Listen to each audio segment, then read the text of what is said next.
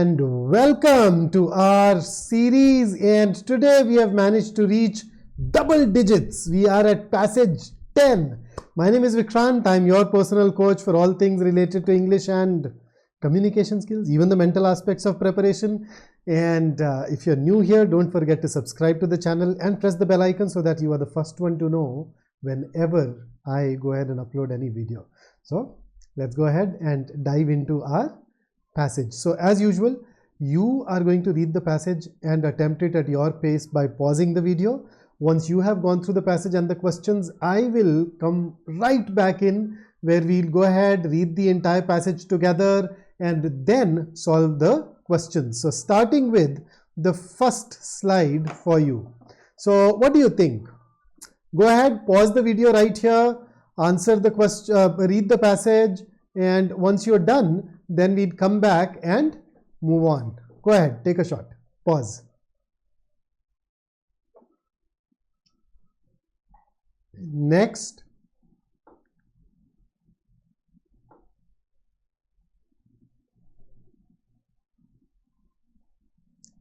Next. So I hope you're pausing and reading. Next.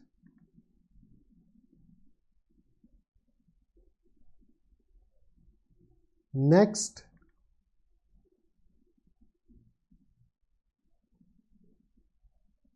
And last. So this is the last paragraph. Pause, read.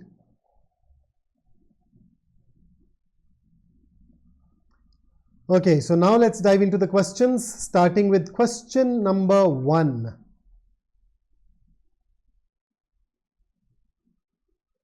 So please pause, answer it. So I hope you've answered it. Let's move on to question number 2.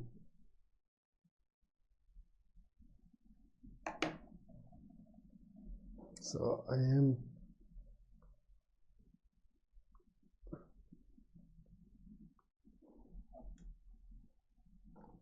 done. So here is question number 3 for you.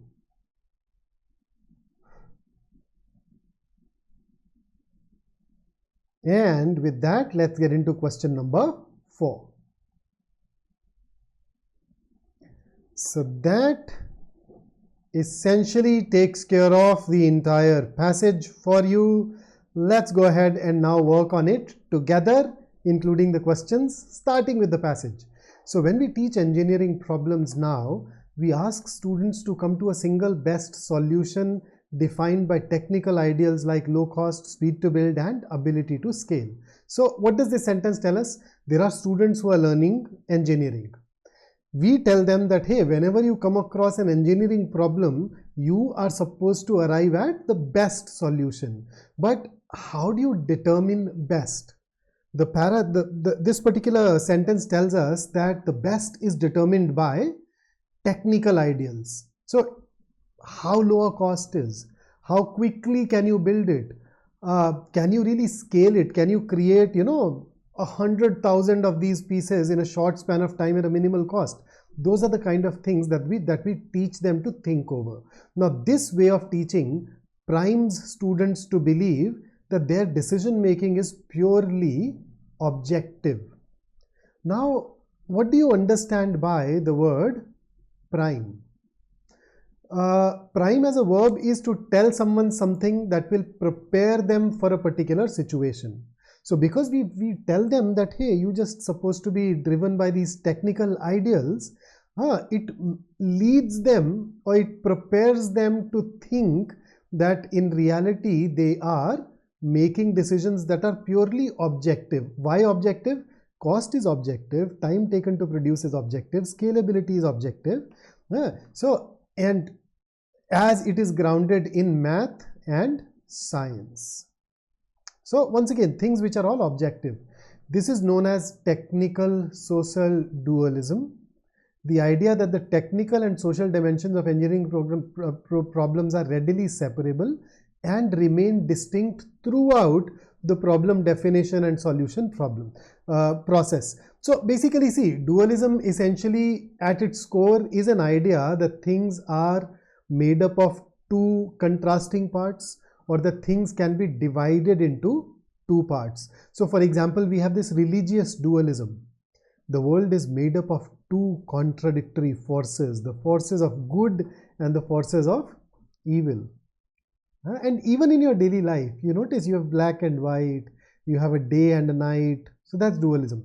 So in this case, the author has been kind enough to define it for us as well. So technical social dualism says that, hey, whenever you look at a problem, right, then this problem has a technical side and a social side. Both of these sides are completely separate and distinct from each other. And similarly, the solutions that you arrive at will also be different. So there can be a technical solution and there can be a social solution, and they're all completely separate and distinct from each other. Moving on. Non-technical. So the previous was all about technical. Now we're saying non-technical parameters such as access to a technology. Hey, remember pandemic? The classes shifted online.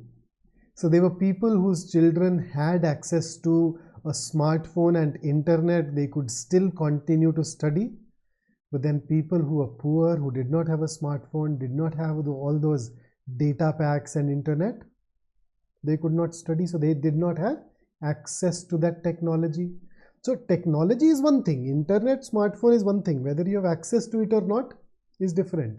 Then you can have non-technical parameters such as cultural relevancy, how relevant it is for your culture. So technology, how relevant it is for your culture. See, I don't know about you, I come from a small town, middle class upbringing where, you know, AC was considered a luxury, and even today, although I can easily afford to run an AC non-stop, even today if I'm sitting alone and I turn on the AC, I feel guilty. So I'd rather not.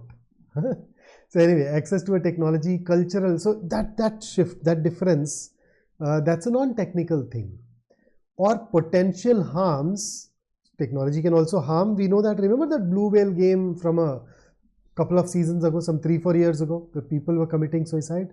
So we're seeing that access, culture, potential harms, they are deemed political parameters. They're not technical parameters and invalid in this way of learning. So in the previous paragraph, engineers are trained to focus on only the technical aspects. These other aspects, they like ignore these. But the author says, but those technical ideals are at their core social and political choices determined by a dominant culture focused on economic growth for the most privileged segments of society. So he's saying that even those technical ideals, low cost, scalability, etc., they are at their core social and political choices. There is, at the end of the day, somebody in a society, imagine China turned to pivot towards this industrialization model, where there was a relentless focus on margins, relentless focus on cost, relentless focus on scalability. But then it was a social choice. They thought that social and political choice. They thought that this is their country's way out of their existing situation and towards betterment. They're saying, but the author says that these choices, these social and political choices, are being determined by a dominant culture. So within a society, there are some entities which are going to be dominant. So these dominant cultures are focused on economic growth for the most privileged segments of society. So they are basically worried more about the rich, the haves, and not the poor and the have-nots. By choosing to downplay public welfare as a critical parameter for engineering design, we risk creating a culture of disengagement from societal concerns amongst engineers that is antithetical to the ethical code of engineering. So let's read it. So far we are saying that so far the author has built a case that, hey, you may focus on technology, you may say that these other things are social or political, but the truth is even that focus on technology is being driven by social and political choices, and the goal of those choices is to produce economic growth for those who are already rich. And then the author says that, hey, so in such a scenario, when we do not cater to the needs of the poor, when we do not think public welfare is a critical part of engineering design, we risk creating a culture of disengagement from society. So engineers will no longer feel that they are connected to societal concerns. And that idea is antithetical, is opposite.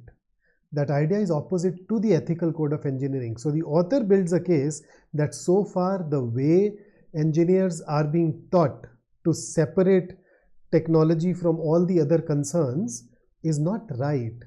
They are supposed to focus on the public good, public welfare. It is their moral duty. Then next, in my field of medical devices, ignoring social dimensions has real consequences. Most FDA approved drugs, FDA is one of those US agencies which determines whether a drug can be sold legally in the US market or not.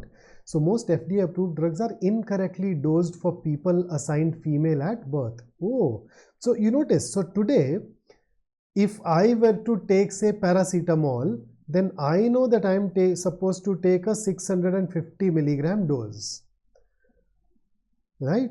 So this is the dose size for me. Now the truth is, paracetamol is basically dependent on your weight.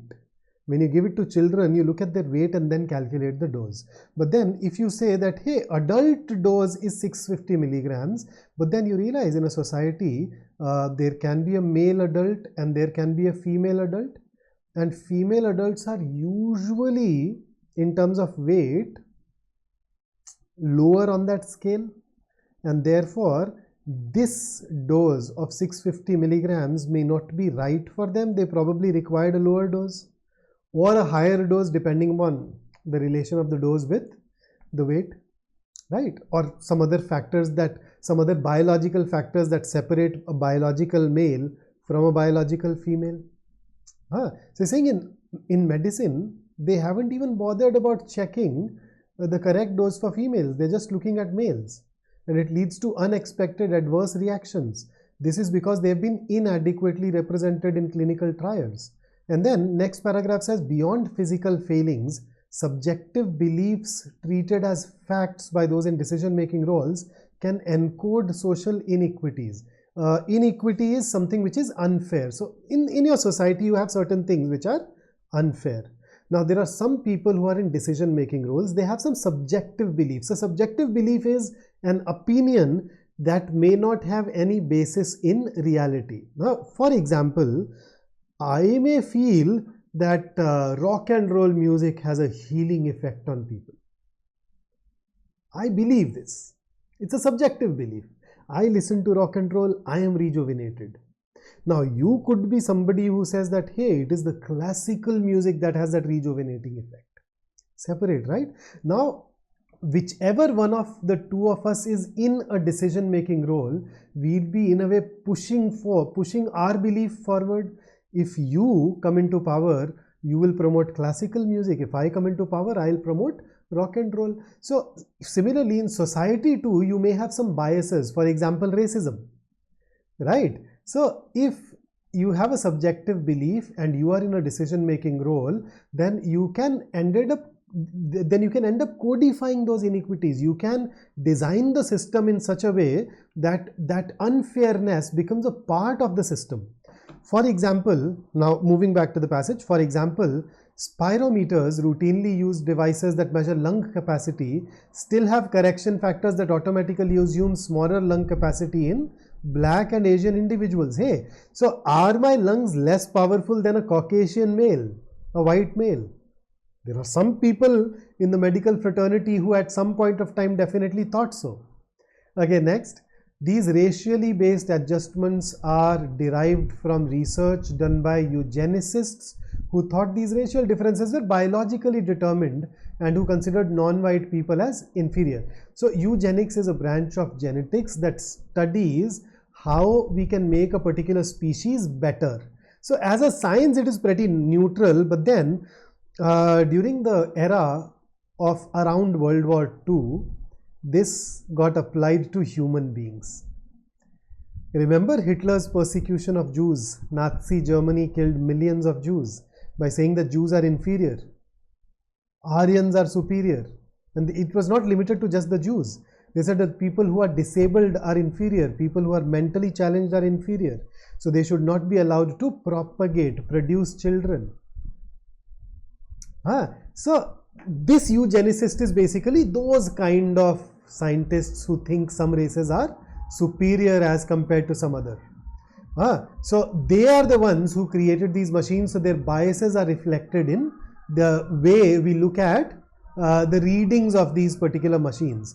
Now these machines ignore the influence of social and environmental factors on lung capacity. There can be this, right? Now imagine, let us say that I am one half of a twin. So there were two twin children who were born. One of those twin children was shifted to Norway post birth. The other one was living here in Delhi NCR like me. Now the problem in Delhi NCR is that we have tons of pollution, and that pollution over a long period of time can adversely affect our lungs. So both of these guys will have different lung capacities, but the difference is because of the social, because of the environmental factor. It is not because of the fact that the genes are limited. So similarly, you'd see a lot of Caucasians live in those nations where pollution levels are low, where the population levels are low, and therefore it's not genes which is making them better, but that social and environmental factor. Maybe they are consuming more protein. So such things, those are the kind of things that we are talking about here. Okay, then next, many technologies for systematically marginalized people. So marginalized people are people who are pushed to the sides of a society. They are not paid attention to. They are poor. They are underrepresented in policy making, those kind of individuals. So many technologies for such people have not been built because they were not deemed important. Such as better early diagnostics and treatment for diseases like endometriosis, a disease that afflicts 10% of people with uteruses. So basically, endometriosis is a disease that affects 10% of the women, but we do not have better early diagnostic and treatment for them because women are not considered worth it. They are marginalized, the patriarchal society. And we hardly question whether devices are built sustainably, which has led to a crisis of medical waste and healthcare, accounting for 10% of US greenhouse gas emissions. Okay, social justice must be made core to the way engineers are trained. So once again, the throwback to the second paragraph, right? This is the point that he built there. He's just gone on to offer elaborations and some more points, and now we are coming back to social justice, that public welfare must be made core to the way engineers are trained. Now some universities are working on this. Engineers taught this way will be prepared to think critically about what problems we choose to solve, how we do so responsibly, and how we build teams that challenge our ways of thinking, or in other words, that help us overcome the biases that exist in the world around us. So here, individual engineering professors are also working to embed societal needs in their pedagogy. Pedagogy is the method or style of teaching. Okay, so pedagogy is basically the method or style of teaching. So so there are some teachers who have integrated societal needs into their approach itself. So here is one example: Darshan Karwad, activist engineering to challenge engineers to acknowledge their full moral and societal responsibility to practical self-reflection. Khalid Kadir at the University of California, Berkeley, created a popular course that teaches engineers how to engage in place-based knowledge and understanding of the people, context, and history to design better technical approaches in collaboration with communities. So it's just an extension of the previous paragraph. When we design and build with equity and justice in mind, we craft better solutions that respond to the complexities of entrenched systemic problems. Entrenched problems are problems that are very deep rooted in the society. They have become so, they have been there for so long that they've kind of become fixed. It's difficult to change them. And systemic problem is a very basic problem that is experienced by an entire group, an entire social segment, or an entire country, and it is not something that affects only particular parts of it. So that's a passage. Let's dive into the questions. So in this passage, the author is making the claim that, so let's start. So this seems to be a main idea question, but once we dive into the answer choices, we'll be able to see this, check this. Okay, A, technical social dualism has emerged as a technique for engineering students to incorporate social considerations into the technical problem solving process? No, this has emerged and it keeps the social and political aspects outside of the scope of problem definition and solution. So A actually goes on to contradict it. This technique has emerged, and in this technique engineering students stop thinking of social considerations. So this contradicts the passage, can very easily be ruled out. B, the objective of best solutions in engineering has shifted the focus of pedagogy from humanism and social obligation to technological perfection. I think this, I'm willing to bet that a lot of people will look at it and they'd say that, oh yes, this is right. But then it all boils down to vocabulary. Do you know the meaning of the word humanism? We are shifting the focus on taking care of the societal needs, societal problems. So humanism looks like a word that would convey that meaning, but that's not at all the case. Humanism is a belief system which is based on a singular principle. What is that principle? A person's spiritual and emotional needs can be satisfied without following God or religion. So it says that existence of God, presence of a religion is not necessary for your spiritual needs, for your emotional needs. You can satisfy those even without God and religion. So that's the core of humanism. Now, have we talked about any such thing in the entire passage? We haven't. So that itself takes it out of scope and thus can be ruled out. See, engineering students today are trained to be non-subjective in their reasoning, as this best enables them to develop much needed universal solutions. So the author is making the claim that yes, they are trained to be non-subjective, but then the latter part, it says, as this best enables them to develop much needed universal solutions. This is not right. The main claim of the author is that because they are trained to be non-subjective, that is objective, they are creating solutions which are not in sync with the public welfare. They are creating solutions which are contributing to the economic growth of the privileged. So it's the second half which is wrong. So let's rule out C. D, engineering students today are taught to focus on objective technical outcomes. Yes. Independent of the social dimension of their work. Yes. So they say ignore social dimension, ignore political dimension, ignore public welfare. Just look at technical ideals, cost, scalability, speed. So this definitely is right. Although I want the tone to be a little more negative towards their preference for technical outcomes, but considering that A, B and C are definitely wrong, D emerges as our best answer choice. Let's have a look at question number 2. The author gives all of the following reasons for why marginalized people are systematically discriminated against in technology related interventions, except. So why are marginalized people systematically discriminated against? So there are some reasons offered. Let's go ahead and dive into it and see. Considering that every answer choice seems to quote a part of the passage, I think we simply need to look at the ones which are connected to the marginalized and their disempowerment. Let's check. So A, we hardly question whether devices are built sustainably, which has led to a crisis of medical waste and healthcare, accounting for 10% of US greenhouse gas emissions. This is about environment. It is not about the marginalized people. So A can be an answer. Look at except.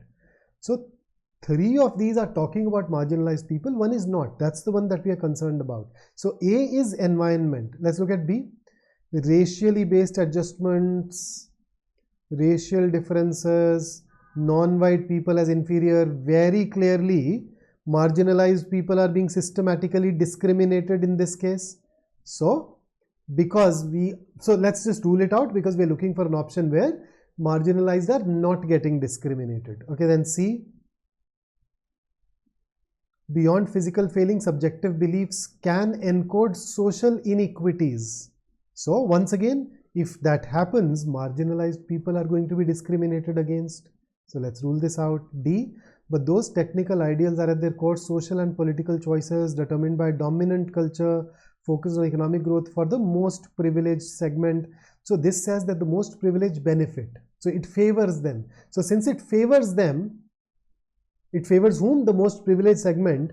It implies that the ones who are not privileged are being discriminated against. So D is also connected to it. This also gives us an evidence for it. So D can also be ruled out. So our best answer choice for question number 2 is option A. Let me take you through the next one now.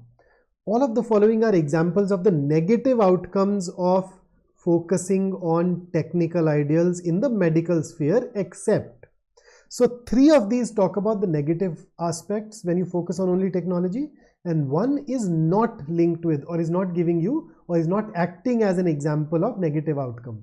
So the one which is not leading to a negative outcome will be our answer. So let's start. A. Incorrect assignment of people as female at birth, which has resulted in faulty drug interventions, not mentioned in the passage. The passage says that the wrong dosage has happened. Whether people are incorrectly labeled as female when they should have been labeled a male is not something that the passage deals with. So I do not know whether it is an outcome linked with the pursuit of technical ideals. So this can be our answer. Let's look at B. Exclusion of non-privileged groups in clinical trials which leads to incorrect drug dosage, mentioned with respect to the women. So let's eliminate it. C. So it is a negative outcome. C. Neglect of research and development of medical technologies for the diagnosis and treatment of diseases that typically afflict marginalized community. True, this is a negative outcome which is mentioned with respect to endometriosis. So let's rule it out. D. Continuing calibration of medical devices based on past racial biases that have remained unadjusted for changes. True, this is a negative outcome mentioned with when the author talked about that example of spirometer. So let's rule that out. So A, as a result, emerges as our top answer choice here. Let's have a look at question number 4. We can infer that the author would approve of a more evolved engineering pedagogy that includes all of the following except. So once again, pedagogy is the methods used in a teaching, the activities used in a teaching. So what is it that the author favors in this particular case?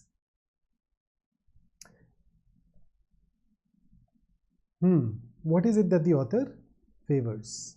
The author says that, hey, so far there has been a pursuit of technical ideals, and that pursuit of technical ideals is, according to the author, sub-ideal.